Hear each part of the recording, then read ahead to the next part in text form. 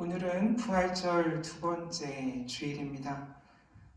오늘 말씀도 우리가 너무나 잘 알고 큰 은혜를 항상 체험하는 말씀 중에 하나죠. 19절에서 23절까지 부활하신 예수님께서 제자들에게 나타나시고 또 24절에서 29절에서 또 제자들에게 나타나시는데 그때는 특별히 도마와 대화를 나누시죠. 그리고 30절에서 31절은 요한복음을 쓴 목적, 그것이 무엇인지 명확히 밝히는 부분으로 구성되어 있습니다. 어떻게 보면 30절, 31절로 요한복음은 끝난다고 봐도 좋을 만큼 이 부분이 이 요한복음 전체의 내용을 요약하고 있는 거죠. 오늘 말씀은 늘 도마 이야기로 시작을 했었고요. 도마에 대해서 이렇게도 이야기하고 저렇게도 이야기했던 많은 시간들이 있습니다. 의심 많은 도마라고 보통 불리지만 늘 이 도마를 마주할 때마다 너무나 평범한 제자의 모습이구나, 나를 이 도마가 대변하고 있구나 라는 생각을 하게 됩니다. 이미 다른 제자들은 19절에서 23절에 부활하신 예수님을 만났죠. 예수님께서 다 보여주셨어요. 상처도 보여주셨고 너희가 알던 그 십자가에 달린 예수라는 것 이 제자들에게 보여주셨잖아요. 그렇게 제자들이 부활한 예수님을 만나는 동안 도마만 왜인지 모르지만 그 자리에 없었던 거죠. 아마 문을 닫고 꽁꽁 숨어있던 다른 제자들과 달리 이 도마는 세상에 있었다라고 생각할 수도 있는 거죠. 오히려 숨어있지 않았던 제자였기 때문에 부활하신 예수님을 처음 만날 수 없지 않았을까라는 생각도 이 본문을 묵상하면 할수록 하게 되는 것 같아요. 그래서 다른 제자들도 다 보고 만지고 이야기 나눈 그 부활한 예수님을 나도 만나고 싶은 그 마음이 이 도마에게 가득했던 거죠. 부활하신 예수님, 나도 체험하고 싶은 그 마음, 그것의 자연스러운 반응이 24절에서 29절까지의 말씀이라고 저는 생각해요. 예수님을 보지 못하고 믿는 자들이 복되도다 라고 하신 그 말씀, 여러 가지 그 시대의 정황이나 여러 또 다른 이유들을 생각하지 않고 그냥 그 말씀 그대로 받아들인다 하더라도 부활하신 예수님을 보고 그 예수님과 이야기하고 그 십자가의 상처를 만져볼 수 있다면 어느 누가 그 기회를 놓치고 싶었겠어요. 믿음이 없기 때문에 부활하신 예수님의 상처를 보고 만지고 그렇게 하고 싶은 것이 아니라 예수님을 너무도 기다렸고 예수님을 믿기 때문에 오히려 그 상흔을 직접 느끼고 싶지 않았을까라는 생각을 이 본문을 묵상할 때마다 하게 돼요. 이렇게 도마에 대한 항변이라면 항변, 단지 의심이 많았던 제자가 아니었다라는 이런 이야기들은 이전에도 했고 또 다음 기회에 또 말씀을 나누기도 하고요. 어쨌든 이 도마를 통해서 요한복음 전체에 흐르는 중요한 흐름을 우리가 엿볼 수 있어요. 요한복음 1장부터 시작된 그 흐름인데 그것은 어떻게 평범한 사람이 예수님을 만나서 제자가 되고 그 제자가 또 다른 사람들에게 예수를 전하게 되는가라는 그 흐름이에요. 한 사람이 예수님을 만나죠.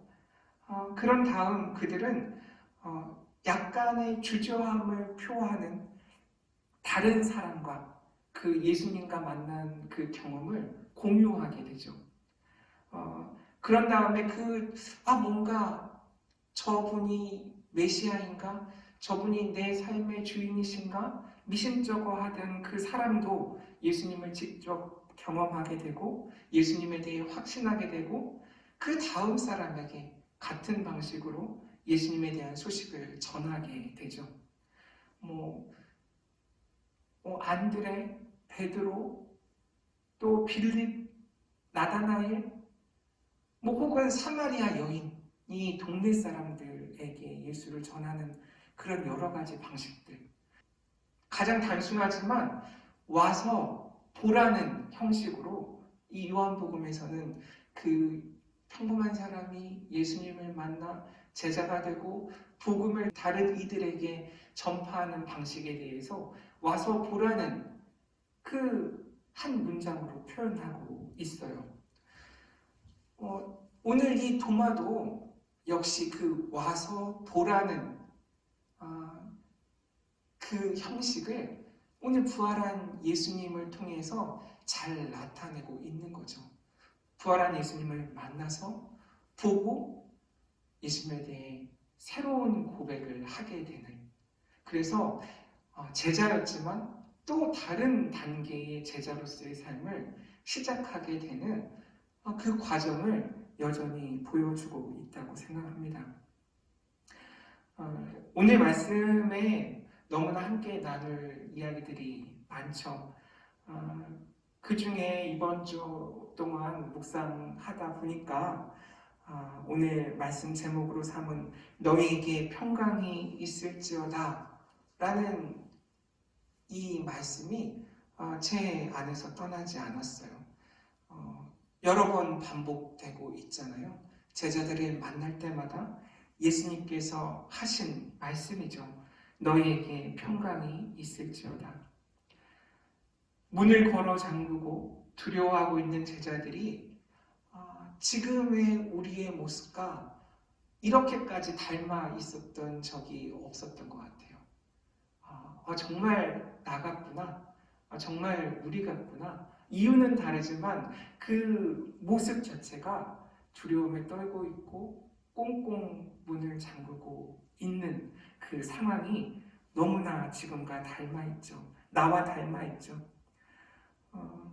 부활하신 예수님께서 그 제자들에게 하셨던 것처럼 지금의 우리들에게도 너희에게 평강이 있을지어다 라고 반복해서 말씀하고 계시는 것, 그것이 우리에게 주시는 오늘의 복음이구나 라는 생각을 하게 됐어요. 그래서 오늘은 우리에게 평강이 있다라는 것, 주님께서 주시는 평강이 우리 안에 있을 때 어떤 일이 일어나는지 그 이야기를 오늘 말씀을 통해서 함께 나누려고 합니다. 평강, 다시 말씀드리겠지만 예수님께서 우리와 함께 계신 상태라는 것을 오늘 말씀을 통해 제가 깨달았어요.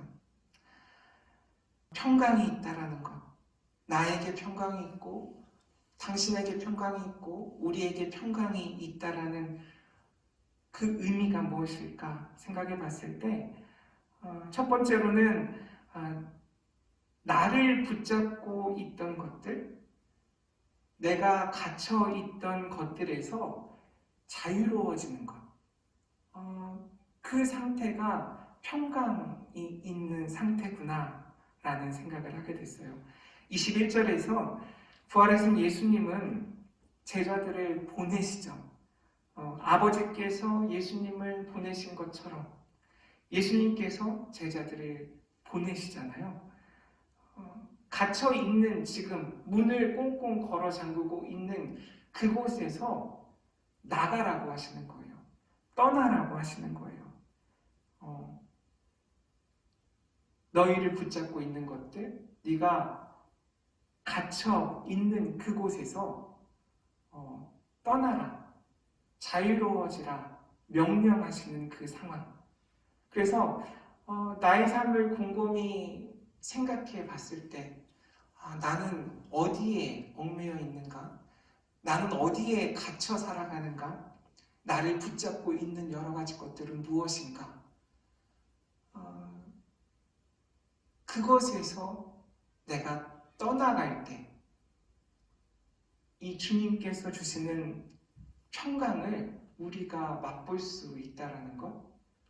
그래서 삶이라는 건 제가 생각했을 때, 그리고 신앙인으로서 이 땅에서 살아간다는 것은 이 평강을 맛보는 것이라고 생각해요. 그래서 갇혀있고 붙잡혀있고 내가 얽매여 있는 그런 것들 가운데서 말씀을 통해서, 기도를 통해서, 함께 신앙생활하는 지체들을 통해서 내가 자유로움을 맛보는 것. 그 과정이 평화를 향해 가는 과정이라고 오늘 말씀을 통해 깨닫게 됐어요. 두 번째로는 구체적인 삶의 태도가 등장하죠. 23절에 용서하는 삶을 살아가는 것이 평강에 거하는 삶의 가장 대표적인 증거라는 거예요. 물론 용서를 우리 능력으로 할 수 있다고 말씀하시지 않죠. 22절에서 용서하려면 성령을 받으라고 말씀하세요.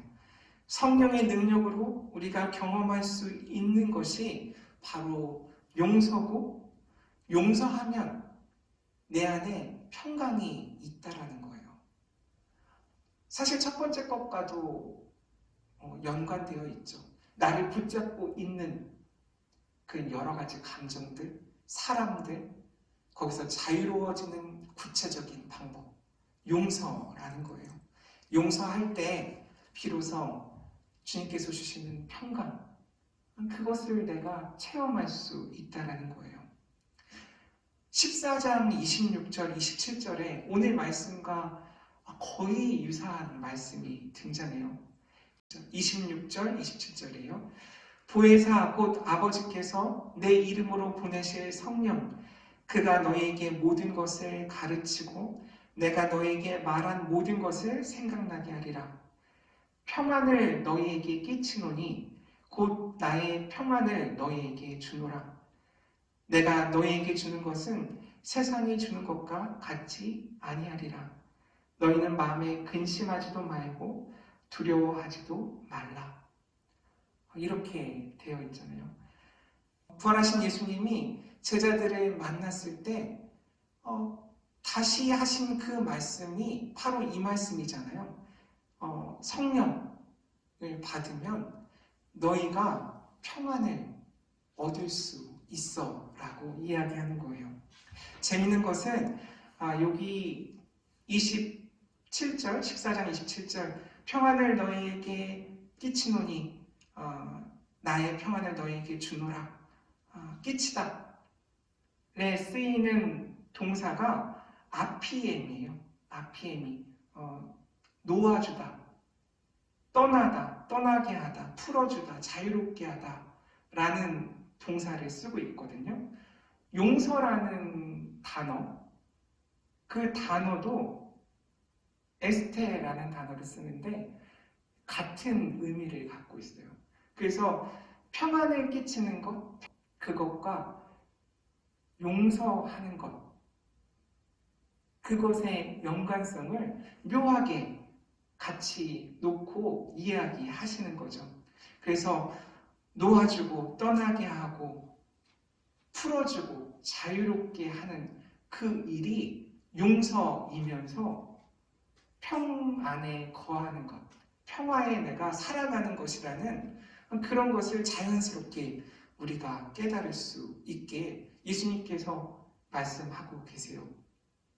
그리고 세 번째로는 20절 말씀대로 주님의 상처를 보고 기뻐할 수 있는 상태, 그 상태가 평강 가운데 거하는 것이라는 것, 그 이야기를 하고 있어요.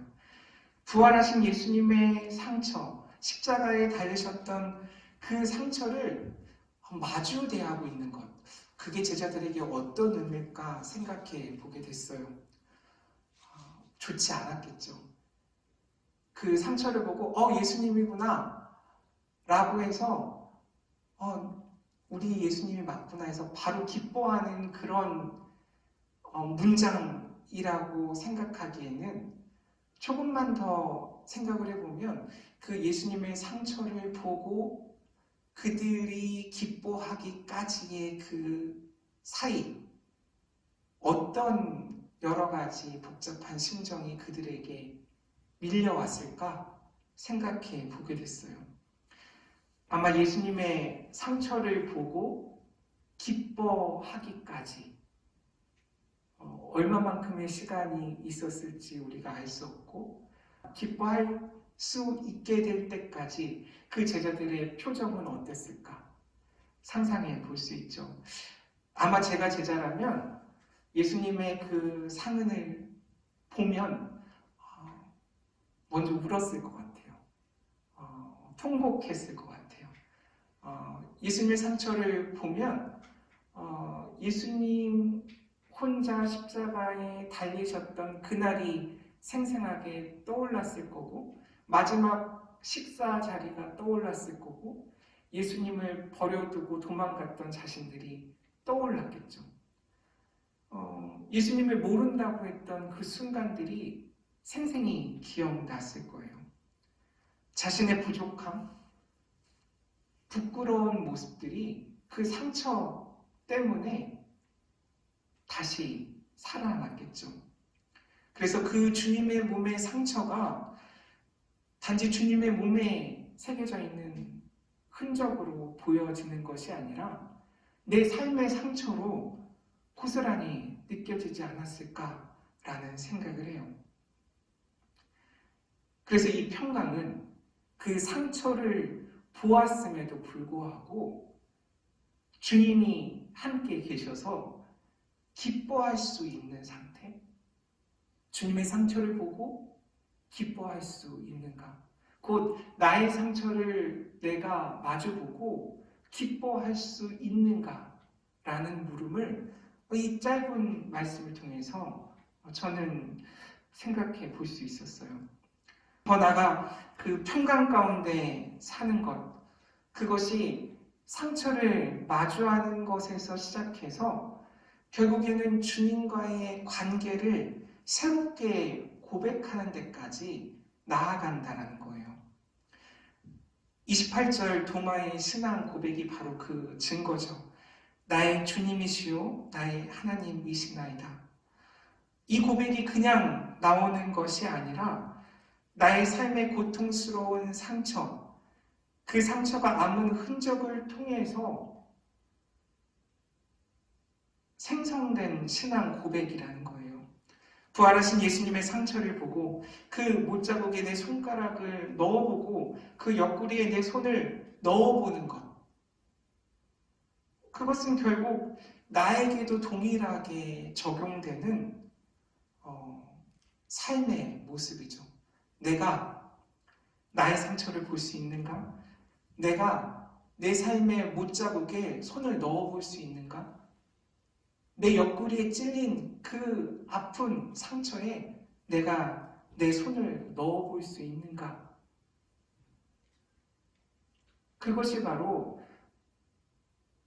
이 삶을 살아가는 신앙인들의 신앙의 처방, 이 과정을 거치면 주님께서 주시는 평강을 너희가 체험하게 되고, 그 평강에 거하게 되면 주님과의 새로운 관계가 너희 삶에 열릴 것이다 라는 약속을 지금 하고 계시는 거죠.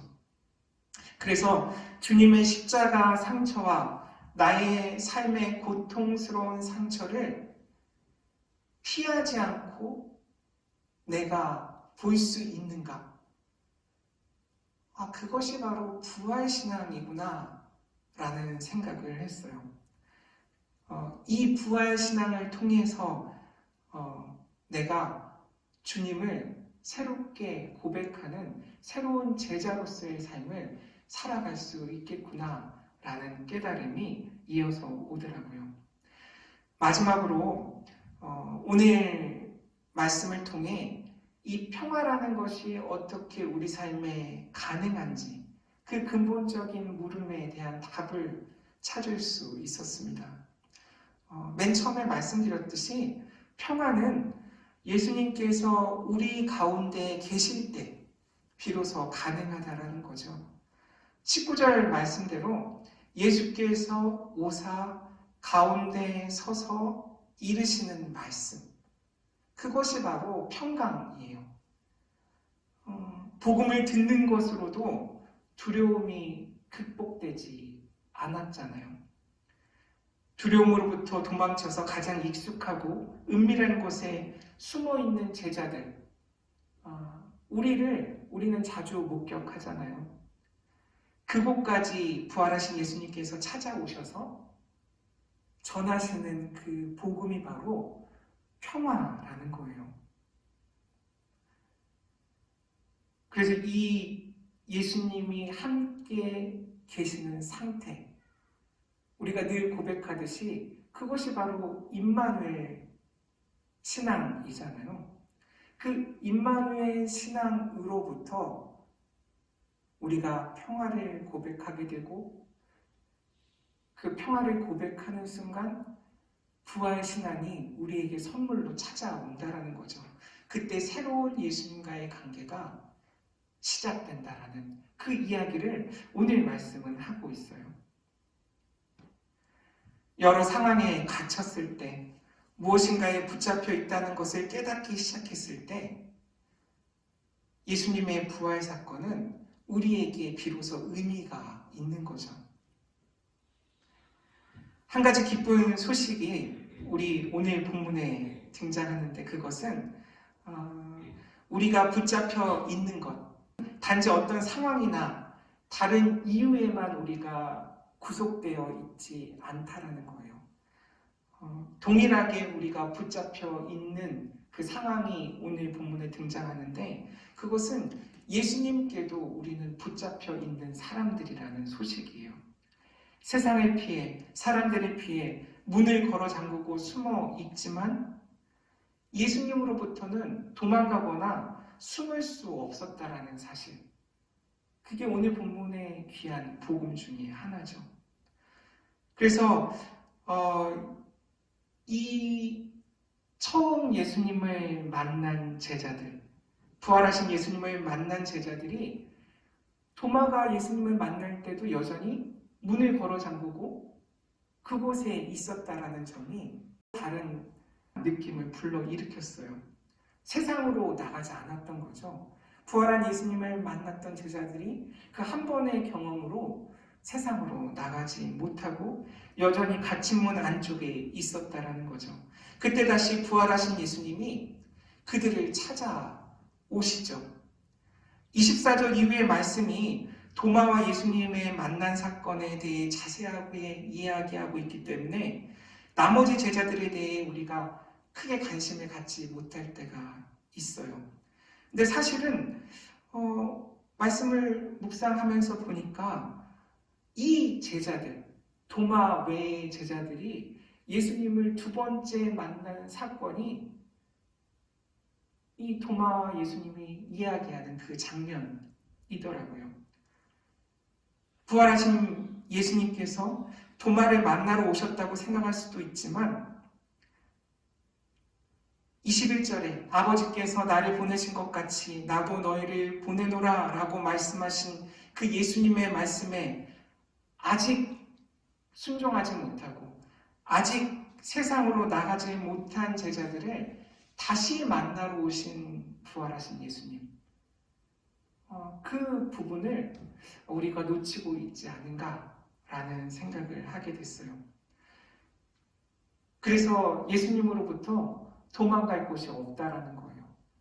여러 상황 속에 우리가 붙잡혀 살아가고 두려움을 떨고 있지만 예수님에게도 동일하게 더 강력하게 붙잡혀 있기 때문에 끊임없이 우리를 찾아오신다라는 거죠. 이렇게 여러 가지 이유와 두려움 때문에 붙잡혀 있던, 갇혀 있던 제자들에게 부활하신 예수님께서 찾아오신 사건이 우리에게 일어나는 부활 사건이고, 예수님과 우리의 관계가 어떤지 이 부활 사건을 통해서 우리가 고백할 수 있다라는 것.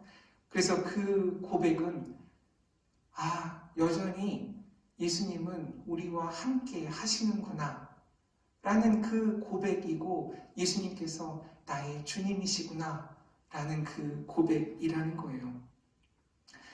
계속 우리와 함께 하시는 주님, 임마누엘 신앙이 어떻게 부활 신앙과 연결되는지 오늘 말씀을 통해 저와 여러분들이 깨달으셨으면 좋겠어요.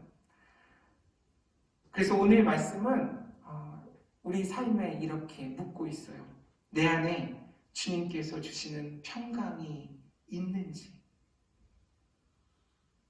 그 평강이 있는 상태가 임마누엘 신앙으로 이 세상을 살아가는 상태고, 부활 신앙으로 예수님을 만나고 고백하는 그런 귀한 시간이라는 것을 오늘 말씀이 묻고 있습니다. 주님께서 주시는 평강을 온전히 맛보시는 저와 여러분 되시기를 주님의 이름으로 간절히 축원합니다. 아멘. 하나님 감사합니다. 부활하신 주님을 만난 제자들을 통해 우리 안에 평강이 깃들 때 우리 삶이 어떻게 변화되는지 말씀을 통해 깨달았습니다. 주님께서 주시는 그 평강, 저희도 맛보기 원합니다. 모든 붙잡히고 갇혀있는 곳에서 자유로워지기 원합니다. 다른 이들을, 여러 사건들을 용서하는 삶 살기 원합니다.